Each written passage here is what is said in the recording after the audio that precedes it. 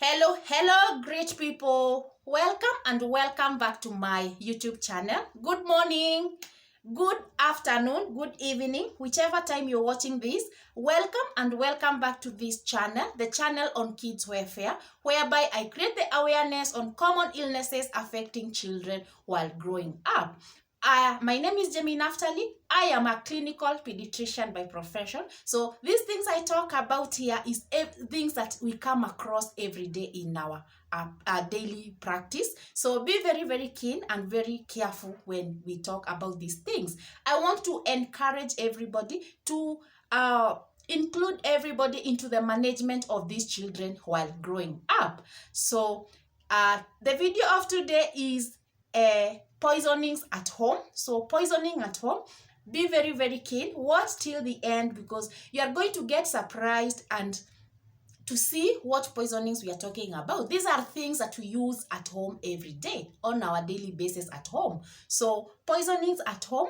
So what is poisoning, if I may try and make you understand? So we have two types of poisoning. Number one, we have acute poisoning. We also have something we call chronic poisoning. So for acute poisoning, this is usually exposure to a single large dose of a subtoxic substance, and this is within 24 hours. So if you are exposed to this substance, the subtoxic substance we are talking about here, over 24 hours, and it's just a single large dose, this is what we are calling acute poisoning. We also have chronic poisoning. Now, chronic poisoning is whereby we have repetitive or repeated exposure to these toxic substances over a long period of time. This is not over 24 hours like the acute one. Hope you get the difference. Here. Now, poisoning can be either accidental or non-accidental. I know you can attest to that. So it can be accidental or it can be non-accidental. So what are the causes of this poisoning? So what are these things that cause poisoning? So number one, we have medicines. Yes, medicines. Medicines, for example, we have paracetamol tablets, we have aspirin, we have phenobarbital, any kind of medicine that is at home, and you can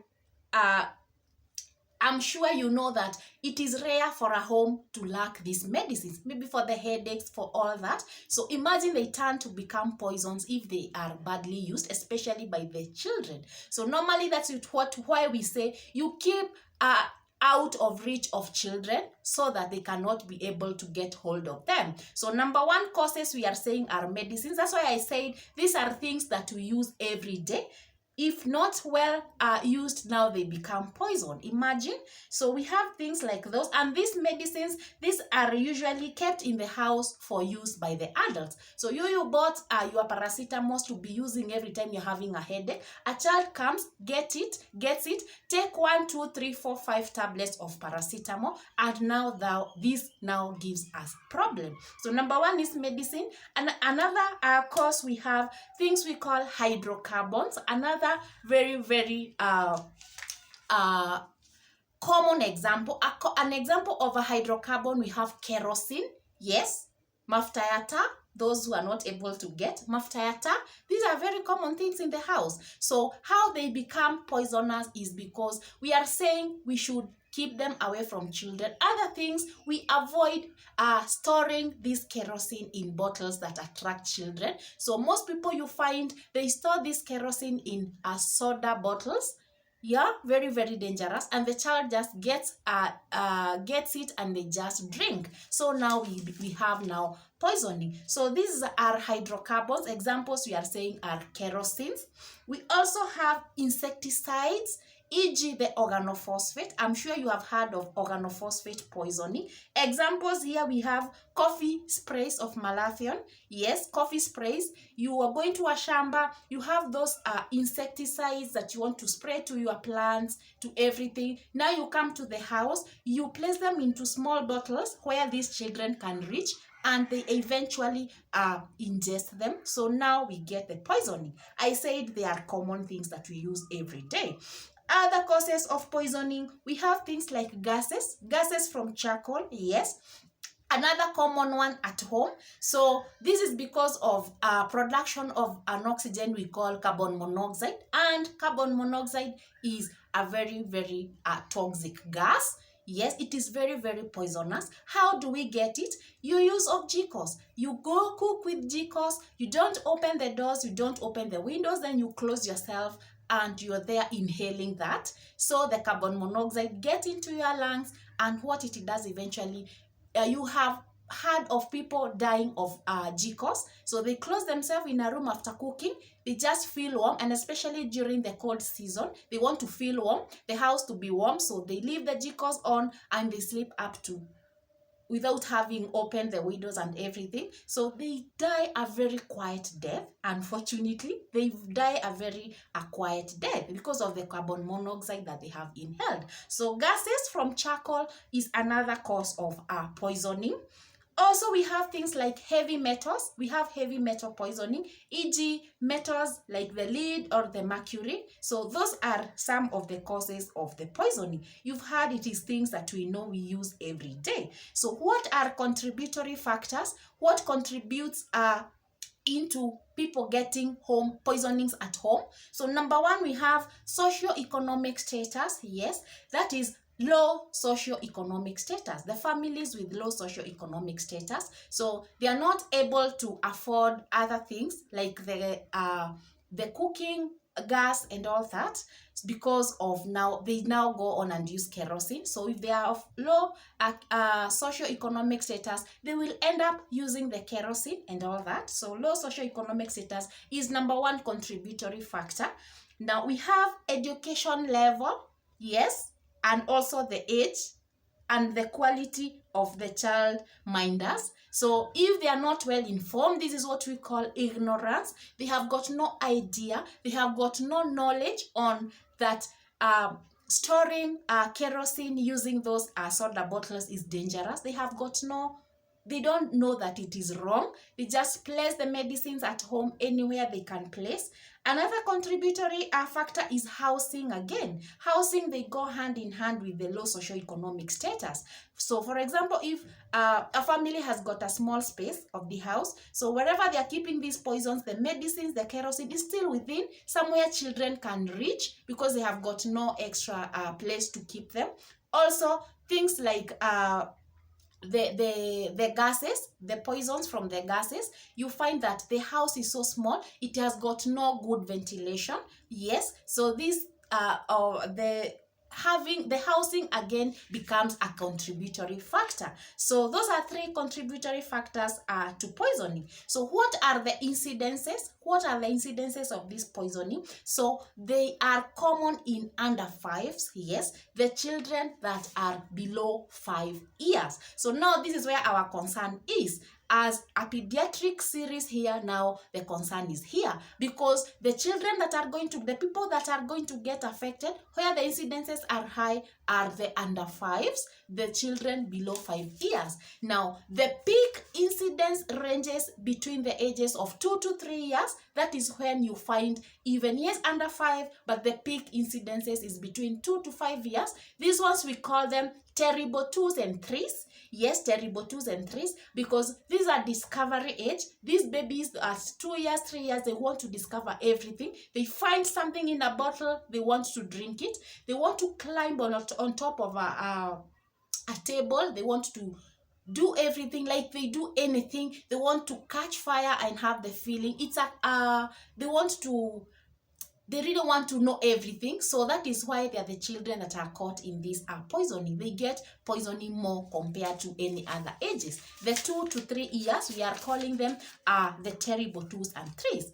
Now, what are the high incidences of suspicion?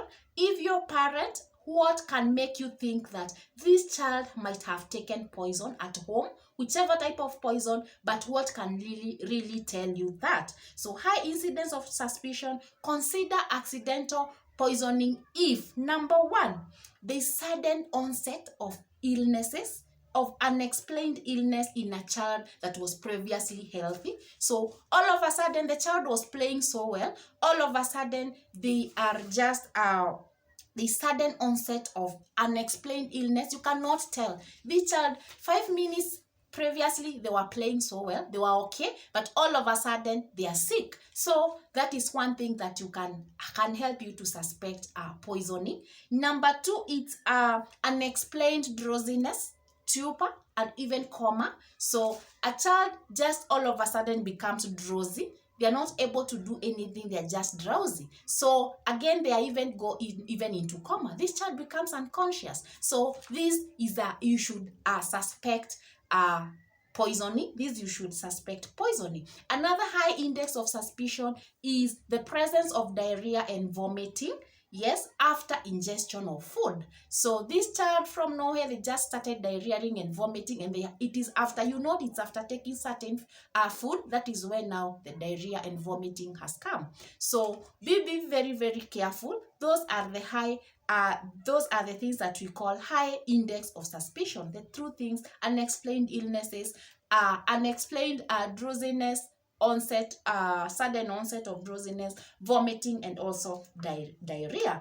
Now, this child has come to hospital. Now, this is for us, the professional caregivers. The child has been brought, and this they are saying this is poisoning. So you as a clinician, you as a professional caregivers, where do you start treating a child with poisoning? So you are supposed, note that you're supposed to assess how much poison was taken, and also try to identify the poison. Try to assess how much was taken. This is by asking questions, asking the parents the question, how much it was taken. Try also to identify the poison. So sometimes if it is kerosene poisoning, for example, you're able to identify by maybe the smell. You can be able to feel the smell of the paraffin, for example, for the kerosene, yes. So try and identify and assess also the amount that has been taken.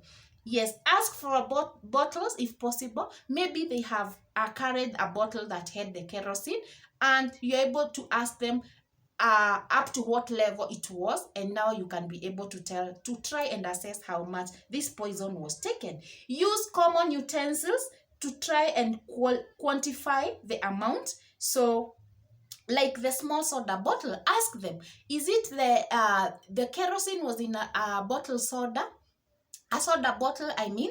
So the small one. So if that is the case, you're able to at least try to imagine that it is 300 mils, because since the small soda bottle is 300 mils, so you are able also to assess and try to identify that. So now that is as a clinician to try and identify. Now, general management. What do you generally treat when it comes to poisoning? So for all poisoning, this is where you should start. So now, number 1, you exclude other life-threatening emergencies. Exclude all other life-threatening emergencies. You're able to say this is not this, and it can only be poisoning. Where you start with is ABC. I think ABC is everywhere. Remember in our previous episode on neonatal resuscitation, we also found ABCD helping us. Again, ABC when you're trying to do the general management of poisoning. So A is for airway. Remember, you need to clear the airway and make sure the airway is okay. Also assess the breathing and make sure that this child is able to breathe nicely. Also go to C. You may need to assess the circulation by putting maybe an IV line, the intravenous line. Remember, we said it's through the vein. The intravenous line, maybe you may need fluids or something. So you have to assess the circulation again. So you have to check for route of acquisition of this poison. How was it ingested? Was it orally? Orally is through the mouth. Was it through inhalation? If it's chemicals, for example, was it inhaled? Was it through the skin? So you have to get to know the acquisition of this poison. Also, if it is oral route, except for the hydrocarbons, for example, the kerosene, you can do something we call the gastric lavage. So we are saying, note that we are saying for all poisons, we can do gastric lavage except for the hydrocarbons, example, the kerosene. Why? Because anything that is corrosive, even the kerosene is corrosive. So we don't want to do the gastric lavage. And also this gastric lavage, we want to do it 3 to 6 hours after the ingestion. Please remember that. We are saying if it is oral poison, we need to do gastric lavage only, except to those that are due to hydrocarbons like the kerosene, because we are saying they are corrosive. What is this gastric lavage? We try to put a pipe to the mouth through to the stomach. So we want to put like some fluids, removing it to try and getting rid of that poison. Now you are going through the lungs. So if it's a corrosive reagent, like we are saying the kerosenes and other hydrocarbons, we are going to get even more problems even with the lungs. That's why we are saying it's for gastric lavage, except for the hydrocarbons like the kerosene. And we are saying the gastric lavage is better done within 3 to 6 hours of ingestion of this poison. I hope this is very, very clear. Yes. Again, give ventilation support if required. So the ventilation, you might need to put this baby on oxygen. Yes. Maybe it is you got other complications, so you may need the baby is not able to breathe well, you may need to support with oxygen. Treat any secondary infections. Secondary is infections, meaning that the child was not having infections, but because of this poison that was inhaled, you find that they have infections. For example, if it's through the lungs, they can get, if it's inhalation through the lungs, they can get pneumonias. Yes, we call it pneumonitis. They can get pneumonias. So these pneumonias are what we are calling the secondary. They are coming as a result of this poison. We want to treat them, the secondary now infections.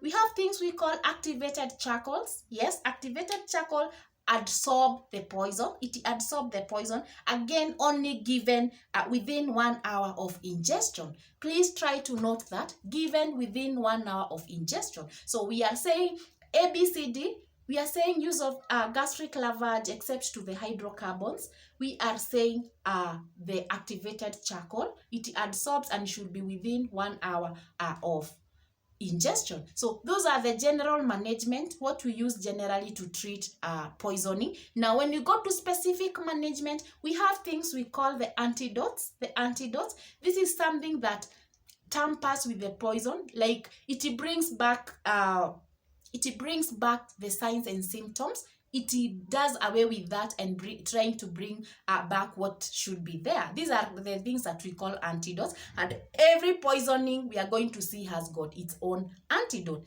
The antidote is not the same for all of them. What we said previously is the general management, meaning for all poisoning you may need to do all those things, but when it comes to specific treatment, you only do you use the antidote for that poison, and we are going to see. So maybe next we are going to do the kerosene poisoning, the paraffin poisoning, because it's the most common one here. So be very, very careful. This is very I hope you are able to understand and see that these are things that we have in the house every time. So please try and be more careful. We are saying that the incidences are for the under 5s, and we don't want to lose these babies. So hope now you have understood about poisoning. If you have got questions, go to the comment section, ask the questions, any clarifications. Thank you for the questions that are coming. Thank you for those who watched about the neonatal resuscitation. They are asking me to do something practical using those things. That is what I'm working